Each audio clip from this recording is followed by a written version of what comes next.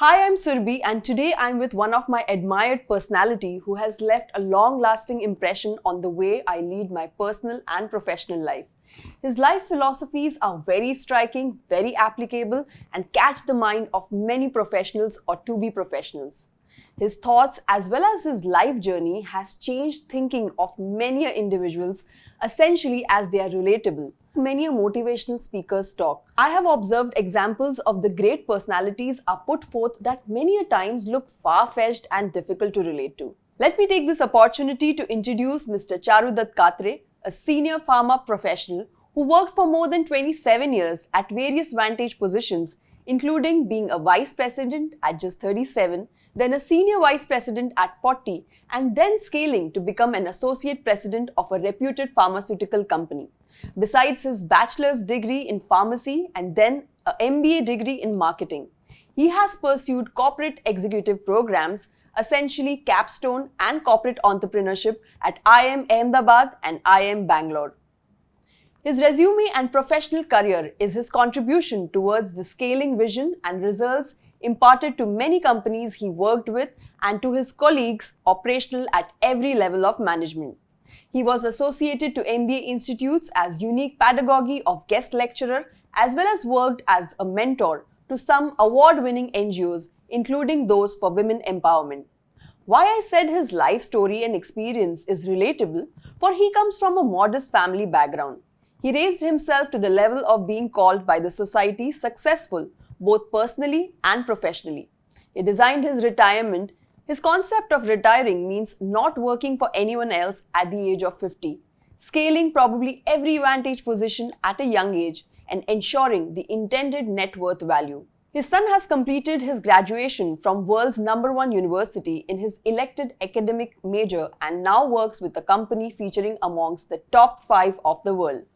His life journey is a true example of how the concepts of life leadership, which he strongly propagates, can help those looking to achieve heights in personal and professional life. He has maintained strict daily routines post his retirement and beautifully managed his work-life balance. His 45 to 60 minutes daily workout is one of his facets of his daily routines, so much so that if he fails going to gym on a particular day, he does his scheduled workout at home so not to miss the routine. His definition of leisure encompasses the weekend cooking with and for family, and as he says, I owe to my family minimum 1 international and 1 domestic vacation every year. We are at one of his many beautiful apartments on the 27th floor facing lush mountain range, discussing the concept of life leadership, a reflection of true you under the narrative carrying the burden of 7 regrets on a deathbed. Welcome Charu sir, it's an honor to do this podcast with you and thank you so much for having me on board. So without any further ado, let's get going. Surbi, at the very outset, let me thank you for this wonderful introduction and most importantly for this podcast invite. If you look at the broader perspectives of life leadership, it is a true reflection of your own self. Many people claim to have understood the concepts of life leadership, but very few actually implement them when it comes to their practical life. I think no books, no curriculums, or for that matter, not many mentors or motivational speakers have ever explained the concepts of life leadership and more importantly, the ways to implement those into practical, professional and personal life. I think, in brief, life leadership is about a person who leads his or her and family's life on a successful, progressive path.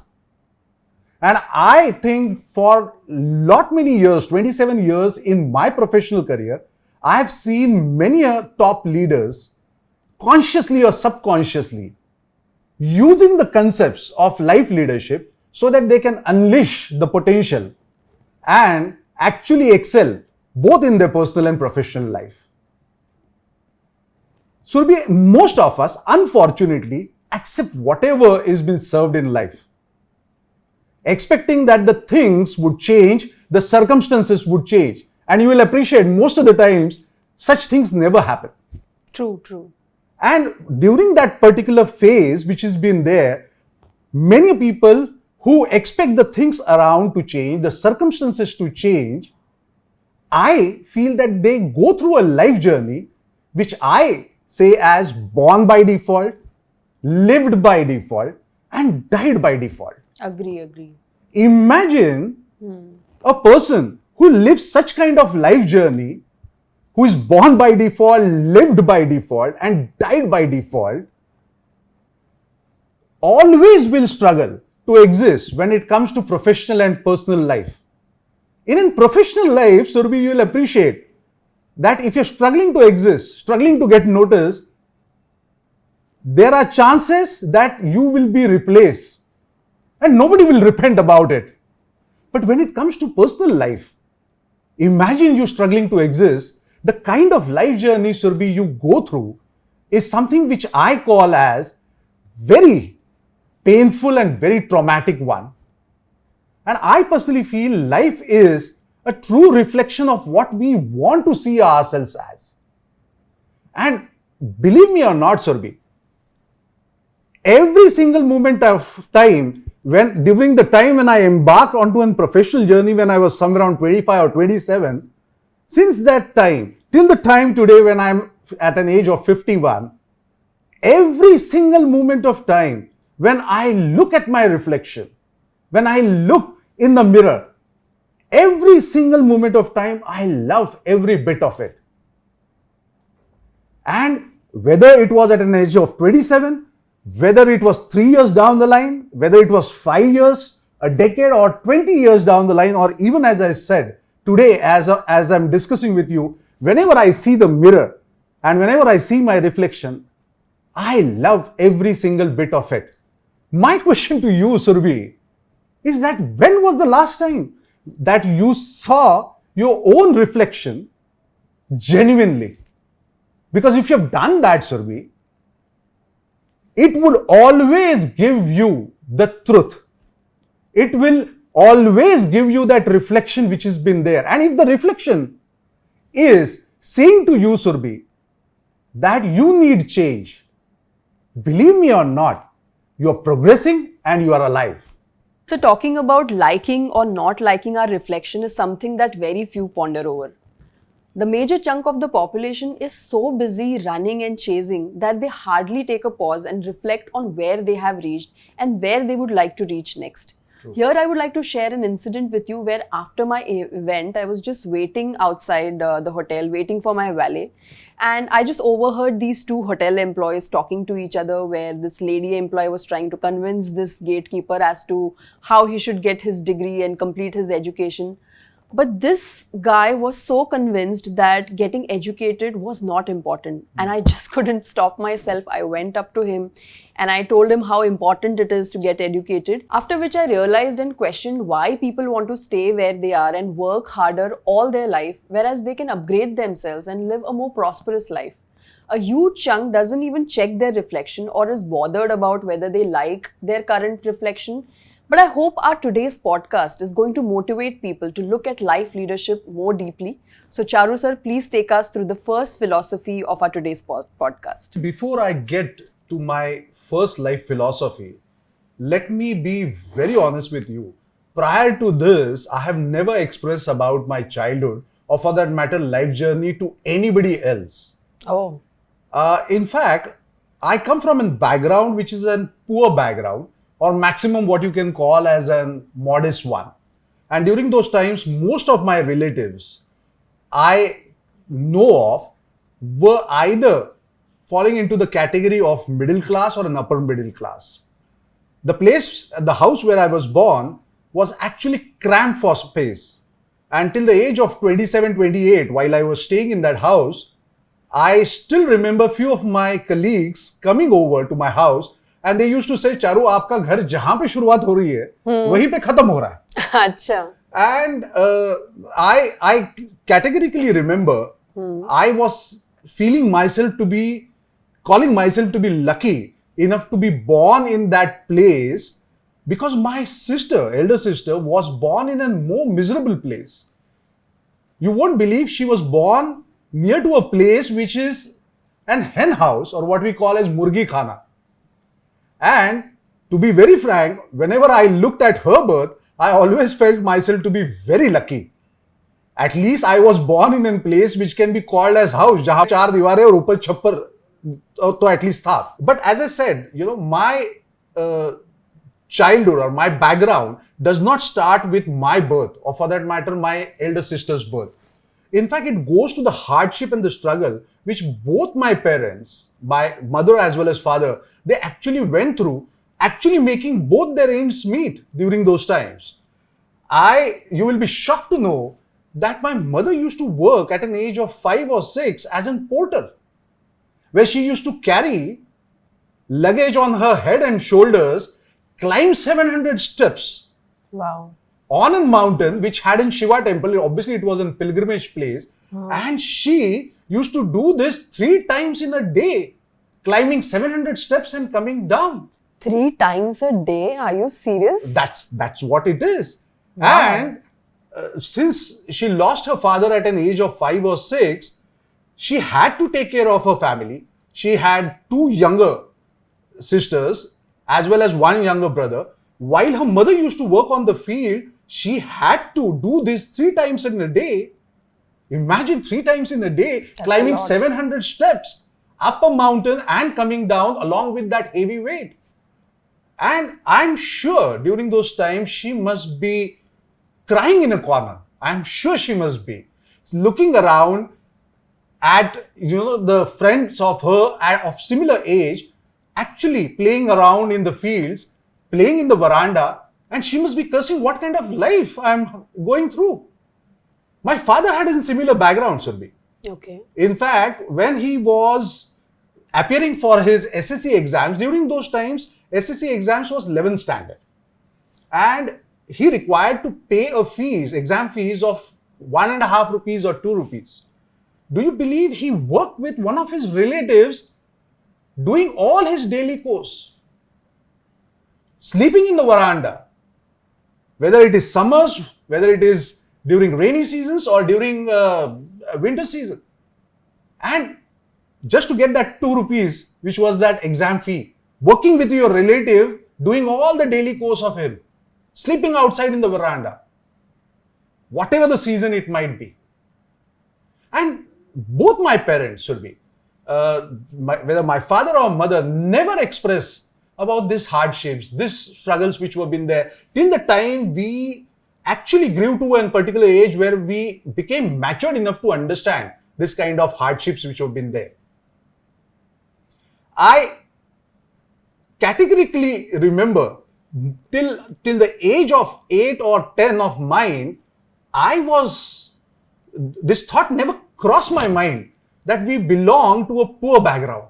Hats off to your parents also for this, because it is very easy for parents in such situation to actually respond to the child very negatively or put on that pressure True. to the child, but they managed it You so are well. absolutely bang on, Surbhi. In fact, I'm so proud that I was born to such kind of parents. But having said this, till the age of 8 and 10, I don't think this thought crossed my mind or our mind that we came from a poor background. In fact, most of my friends to whom along with whom I used to play came from an upper middle class or a middle class background. And whenever they used to come and play along, they used to get their fancy toys, whether it was their fancy cars or whether it was their fancy train. And you will not believe, unknowingly, that I come from a very poor background. I used to carry an empty matchbox as my car to play along with them. I used to carry a wooden broken scale, which was my fancy train during those times. But as a child, didn't you feel that, oh, these kids have these fancy cars, I don't have one, and why my life is like this? To be very frank, as I said, the thought never crossed my mind that there was a societal difference between me and my friends whom I used to play along.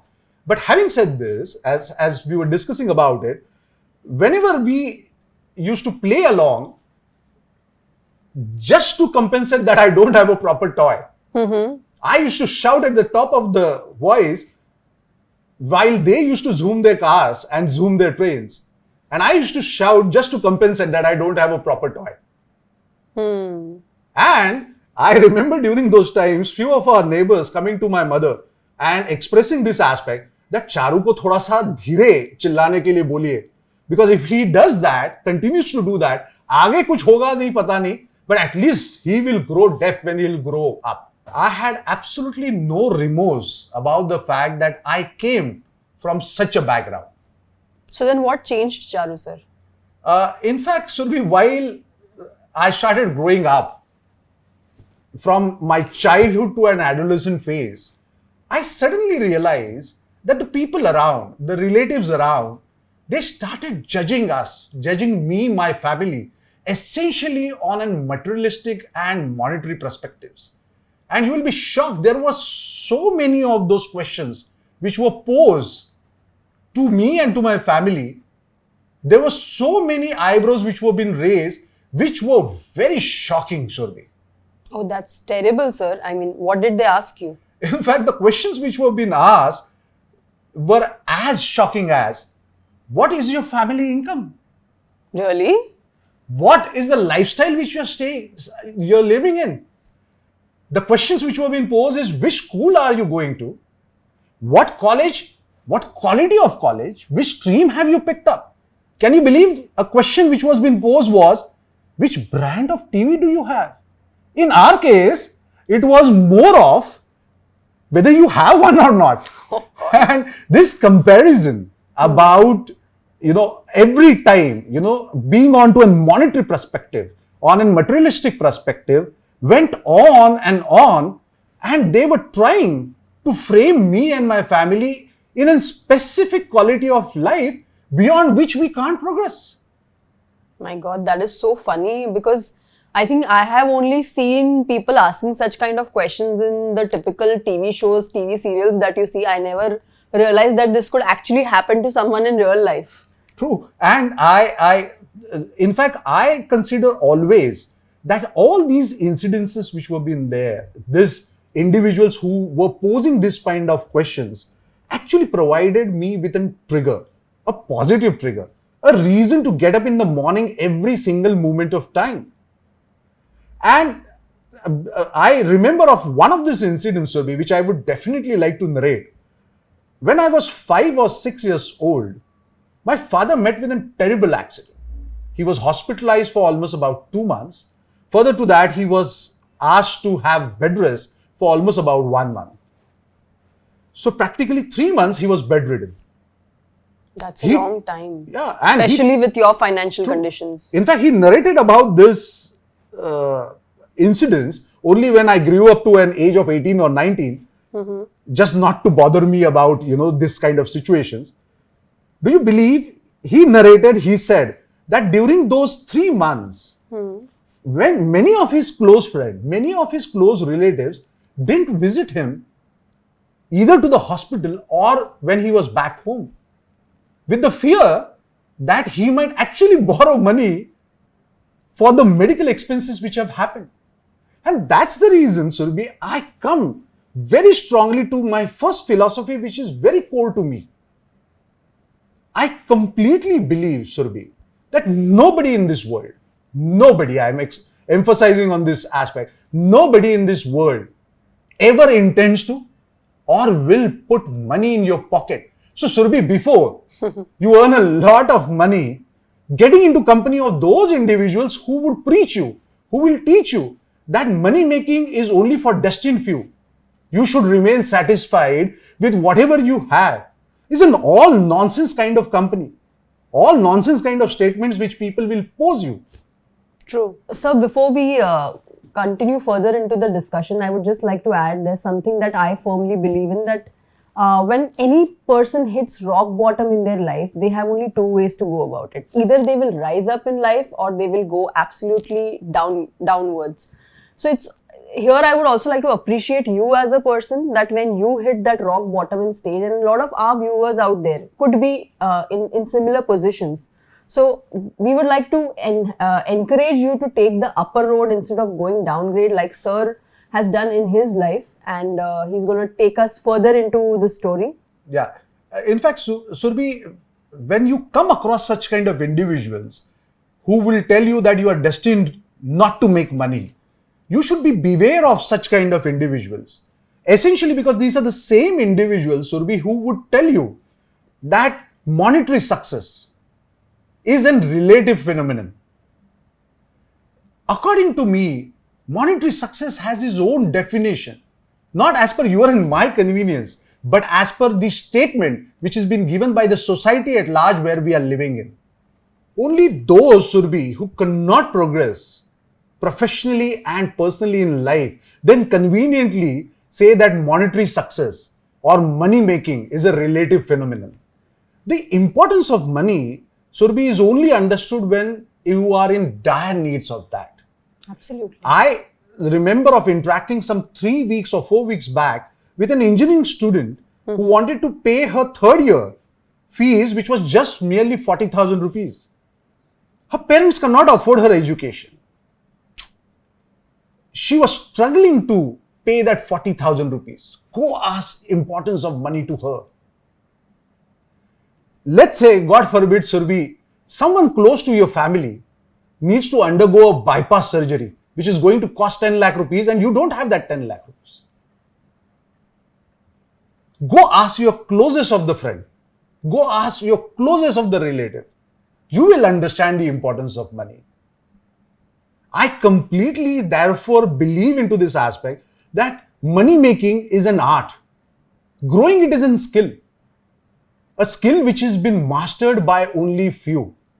So if there are individuals in my professional career of 27 years, I have been trying to bring in culture where if there are people who want to make money the right way, if there are individuals who are wanting to make money the right way, achieving their own personal visions, you should appreciate such kind of individuals. Because if you don't do that, Surbi, you are missing the greatest assets within the organization. Normally people talk about the bigger visions of the corporate. If you help people actually cultivate this culture of money making in the corporate, you will find that the bigger picture of achieving the bigger visions of the corporate can be easily achieved. By now, I'm sure we all understand the importance of money in our lives. And like Charu sir said, that money making is an art. Growing it is a skill, which is mastered by few. So in our upcoming episodes, we are going to dive deeper into the concept that monetary success is not a relative phenomena. So stay tuned and subscribe to our channel. Thank you, Charu sir, for sharing your insights with us. It has definitely given me and our viewers some food for thought. With this, let's move to the second philosophy of life.